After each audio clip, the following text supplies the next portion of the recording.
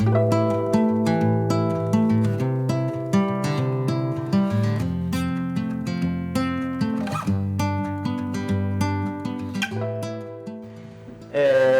for being here. Thanks to FAST for the opportunity and for trusting me again. My name is Maximiliano Contieri. I'm a teacher here at University of Buenos Aires. I've been working in the industry for about 30 years. I've been programming a while, and I regularly write about software on my blog, about TDD, clean code, refactoring, and code smells, and I feel home today at my university. This is the quick agenda we're going to talk on the next 25 minutes. Let's quickly tell what a Worldle is for those who don't know what it is. Then we're going to make one of them, programming with artificial intelligence. We will make another one version using TDD, my best tool. And we will compare several languages and draw conclusions between the models. So, a Worldle. It's not a typo. What's a Worldle? If you are from Mars and don't know what is a Worldle, it's a very popular game that to guess words. It has had a boom this year in 2022, and it has a peak. Now, not everybody's playing Worldle, but sometimes it was said that 1 of 5 persons in the world was playing Worldle. It's an online crosswords game. Anyway, the Worldle is going to be our excuse here to talk about software engineering seriously with a familiar metaphor. So when I'm talking about Worldle, I'm really talking about software engineering. So can we program a Worldle directly with artificial intelligence? Well, the answer is, I was challenged to do this, and when the Worldle fever hit, everyone ran to do their own Worldles, and at the same time, many publicly available tools emerged to generate code with artificial intelligence. I like both of them.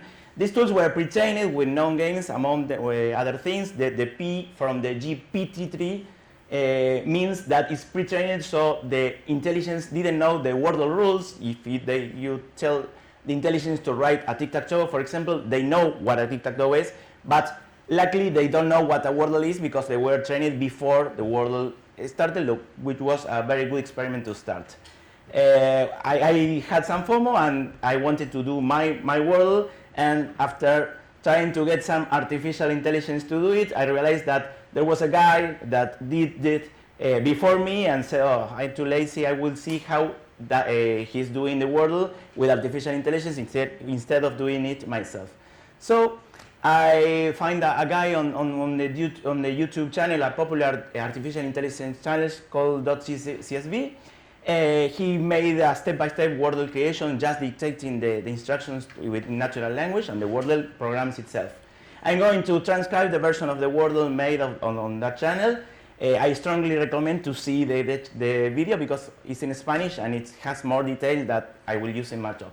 The original video is in Spanish, and Codex, the tool he uses, understands many different natural languages. It's not related just to Spanish, English, or so. To do, they use Codex that, as I said, it was a GPT-3. It's a transformational model from a company named OpenAI that makes code from natural language, similar to Copilot. I will talk a bit about Copilot and several others that we will mention later. Now I'm going to go through a series of screenshots very quickly on how is the process of dictating the AI, the rules, and the AI generates codes to comply with the rules. I'm going to do it really fast because it's not the intent of this talk. Codes come with a sandbox and an IDE. Sadly, the sandbox only supports JavaScript right now. Sorry, here is what .ccv uses to program, and the IDE has a tool that we may use it later. I'm not going to spoil it, but it's just this tool with an input. And this is the Codex IDE. What you see on the right is a comment, is the instructions in natural language, and it's the only input that is on the box on red. The code below is generated by itself. Once you tell what you need, the code is generated. The result of the code generation is on the left, and we see some suspicion because we ask Codex to create a table because the game uses a table, and the UI understands, the AI understands that we need to make a visual table. So there's something that is not really good. We start dictating code, building the interface, we are adjusting it, and I follow the verbatim steps or the right steps of the .ccv video and make a visual table. What you see is immediate feedback at the top right, and all the code that is generated is called by dictating. We dictate with what you see in the comments, in JavaScript comments, and it builds up and runs it like a very long script.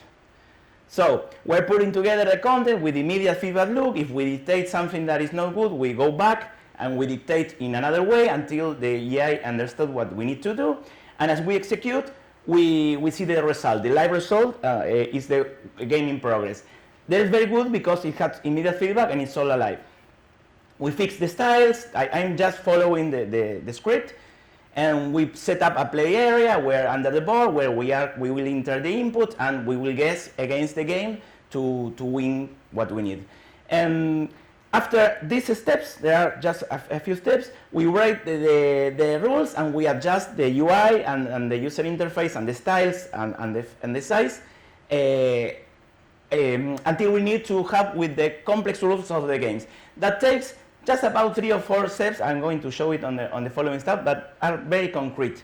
Here ends the demo. There are more difficult rules that this game maybe does not comply that we will see at the end of the talk.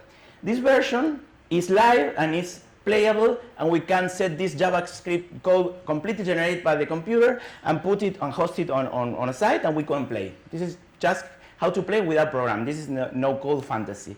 The version 0.1 is already playable, even though it has several errors.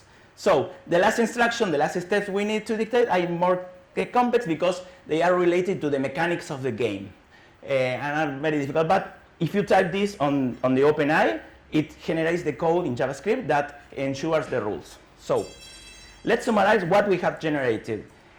Most of the steps we have dictated, there are 27, but 22 of 27 are for defining the UI.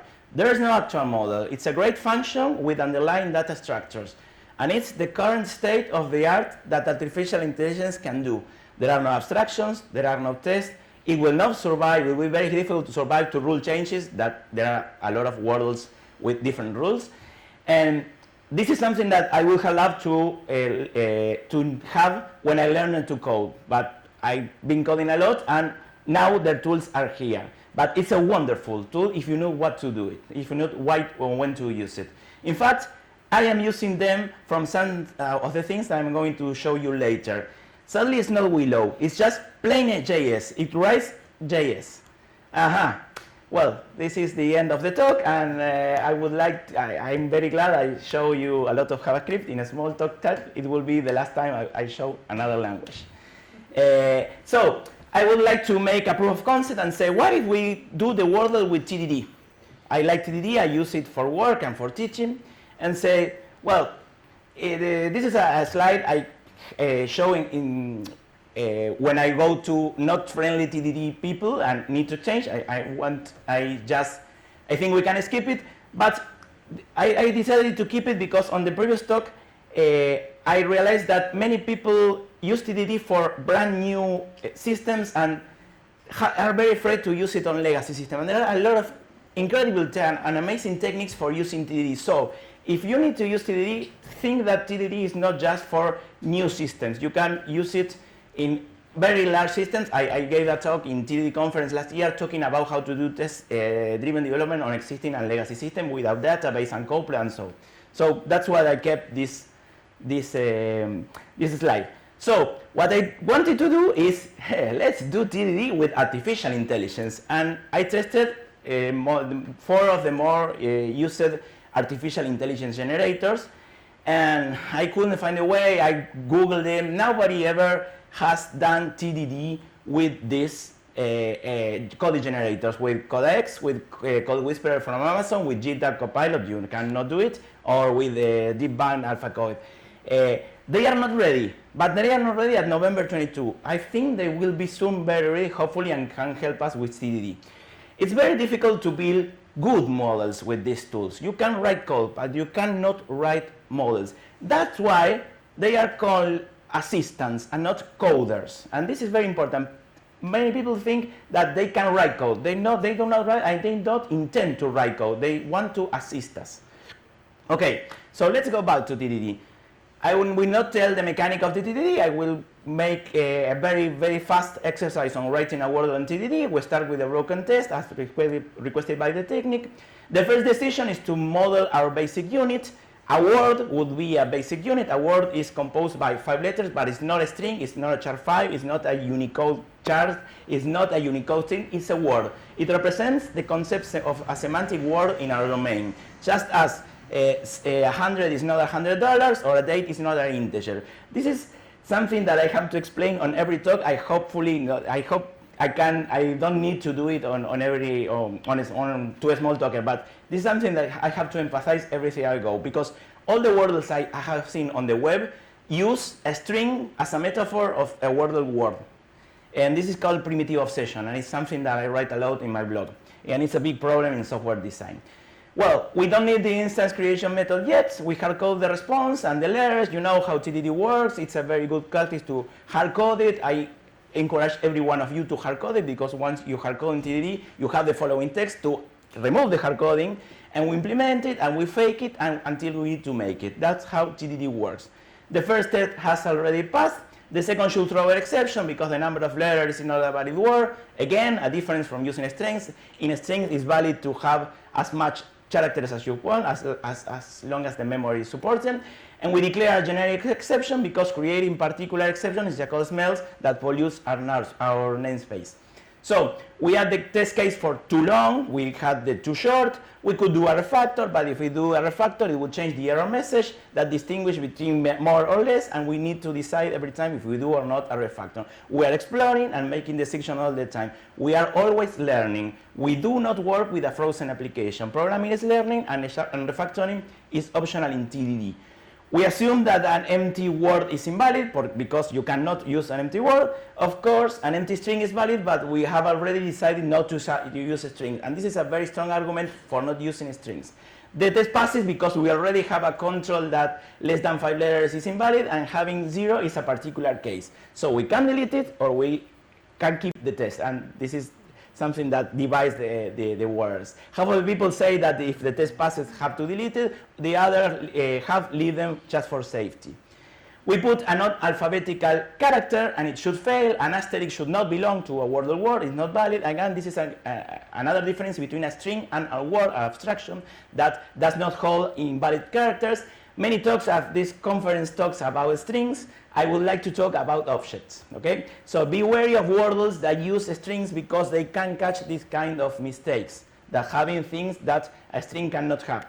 We could put another different character and hardcode another case, but it would be repeated code, the same check by asterisk than for a point, so it's similar to the length. We can decide to refactor. We can refactor if we are not making functional changes. And we are not going to make a case for all characters. We choose representatives and put a formula. A formula that in Smalltalk is just its letter. Believe me that in other languages you have regex, you have a word nightmare. This is just simpler. Remember that we cannot refactor at the same time as writing the test. And the expression checks characters regardless of case because we don't have evidence yet, and TDD is all about having evidence. We put forward design decision as late as possible. In addition, we already see that this expression might not work with characters in Nordic language or Spanish, the ñ. Hopefully, our Smalltalk supports Unicode. Patience, we need to build by the evidence. We don't need to go ahead. We will have to compare. Equality is always subjective and depends on the language. We need to compare to see if we have won the game, we have guessed the right word, and that needs comparing two words. The important thing is to know that if we have two words with the same characters, it's the same word, and we will need it to know if we are right. Sometimes more code is better. I made this kata in many different languages. When you need to deal with a structural comparison in Smalltalk, you put the equal, you put the hash, and you're good to go. We need, and there are no cases, no something wrong. We need to make a decision about capitalization. We put forward that decision, but we need to make it. We arbitrarily decide that our domain is going to be lowercase. We normalize it. The decision does not affect the user interface that could capitalize this text. Again, this is obvious for us small talkers, but in many talks they say, no, but the UI shows the uppercase. No, well, we know the model is there and the UI is there, and transformations can occur between the two words. We change the text to catch uppercase text, and this becomes an unbreakable invariant. From now on, we cannot put uppercase characters. One more reason not to use strings, and I will not bore you with this anymore. We begin to explore when the word is valid and when it's not. There are 5-letter words that are not valid because they don't belong, they are not valid on the domain, they are not valid in some languages. We are not entirely sure that this is a responsibility of the word, of a word to know if a word is valid or not. Since programming is understanding behavior and not data, we decide it would not be correct to continue with the path and leave this responsibility to some other object we will see later. So we start playing. We have the word. Now we have the game. Let's start defining when we win. If the game starts, we don't win. Obviously, this is a case that we always forget to test. And if we follow some methodology like zombies, which I do when I do TDD, you always start with the 0 case and force us to start thinking about the case in which do win, because we will see later. We hard-coded to have another case to remove the hard code. So we started trying to win. We have to say the words tried to know if we win, generate statistics, the graphic you see on Twitter on how we have been on playing the game. We have to remember the words already played. We remember, we say it on an instance variable. We have a status, on a state, we neither lost nor won, but we are leaving the conditions written. You can neither lose nor win at the same time in some intermediate states when the game is not over. This leads us to think about what functional conditions take us out of these states, so we generate the set data to remove the hard coding. Look where the assertions are made. Just before the behavior changes, the pattern is always the same. Fake it till we need to make it. We need to know which words are valid. We give a list to the game. No databases, no DAOs, no premature optimization, no singletons, no word managers, no word helpers. When I talk to people that not for start to make a mess and optimize, don't optimize, please. Let's have a good model. This is so natural in Smalltalk, but it's hard to teach to other communities. No one tells us more than a list, a simple collection of words right in the head. And if we need to optimize it, there will be time for that when we have written the test. This breaks the previous test where we created games, but we did not pass anything. The invariant, we have to go back to the previous test that made us set up that now we think it's invalid because every game needs to have the valid words. In addition to passing the words to him, we had to tell him which is the winning word, and this might be in the setup. We don't want mutable games. Again, this forces us to change back to the creation setup of previous tests, and that might be the nightmare of TCR to go back and change a lot of setups on the previous test. Obviously, the winning word has to be in the list of allowed words. This is a rule. This invariant checks improves our model. Another invariant that forces us to modify the previous test. We need to go back, and this is a good symptom. We're improving what we have learned about having valid instances, and we're not going to mock them.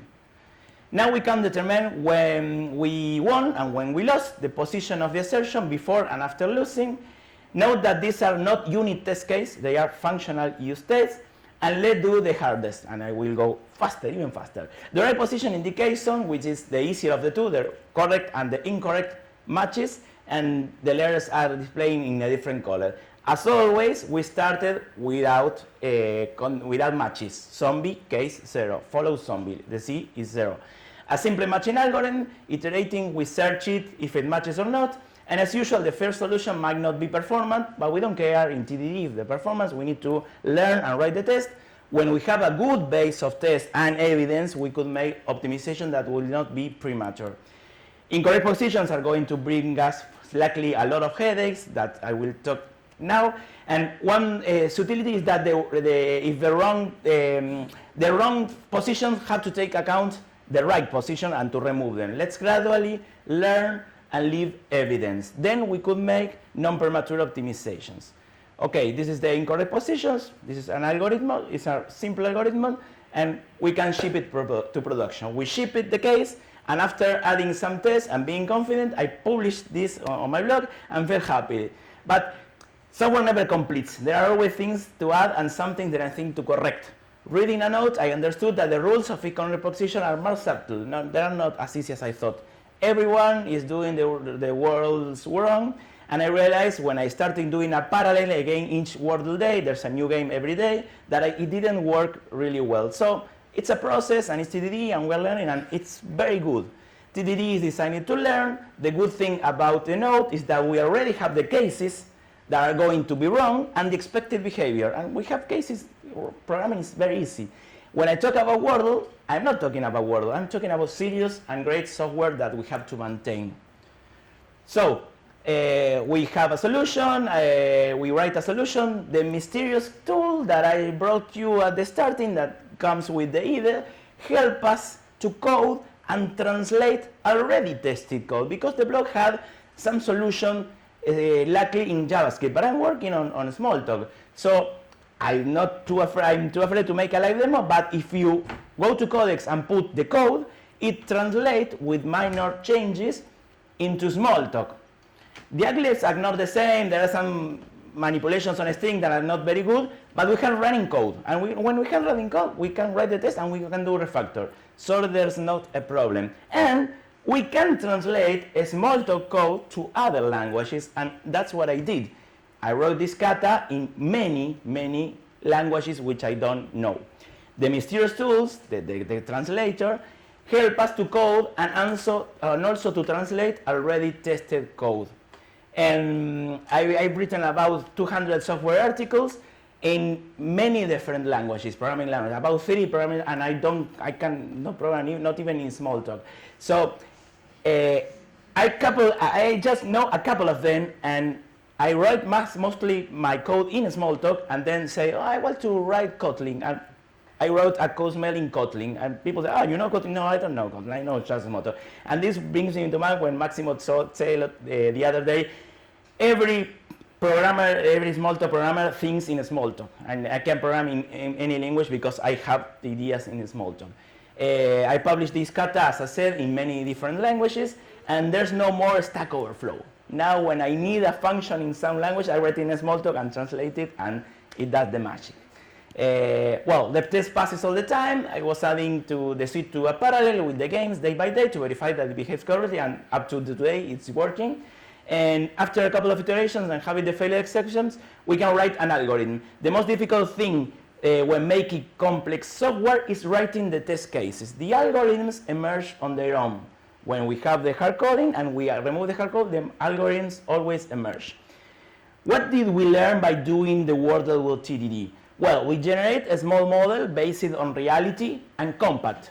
25 steps generated 2 classes, and the model meets good heuristic because it was an invariant to have full objects, immutable, no setters, no getters, not null, and we have 100,000 coverage. I will test it with Nico's tool, but we have it by design because we are doing TDD, and TDD avoids gold plating and just write code. You need to cover the test, the broken test, and we don't have speculative code. We have just the code we need according to the specification of the test we have written.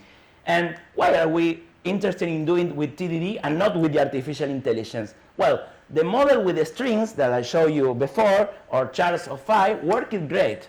But my thesis is that the best models survive better changes, and learning are inevitable in our profession. So we can keep evolving good models, and we cannot keep evolving, and I know because I've been there, with very bad models. So the motto will be, I have a quote by Bertrand Meyer that says objects are there for the picking. My meta motto will be tools are there for the picking. And as a conclusion, we are no longer humans, we are no longer machines, we are technological centaurs. Artificial intelligence is already there, and we can and we have to use it. For example, generated the UI intelligently and mounting in this model saves me from making a simple UI. I'm not a front-end programmer. I wouldn't have made the UI I showed you before, but I can now do it, programming. And the model, I will make it in Smalltalk because it's a centaur. It's a combination of the good and of both worlds. And I also generated this image and all my articles images with Ali, and I'm not an illustrator. And we are in the 4th industrial revolution. Let's not be the steam engine. Remember that this talk is not about Worldle, but about software development. And as a matter of conclusion, I gave this talk in a broader audience, and I had to explain a lot of things that seem obvious in Smalltalk. So we are closer to make good models. Let's go for them. Well, hope you like my talk, and there's time for questions. I will be glad. I don't know my time.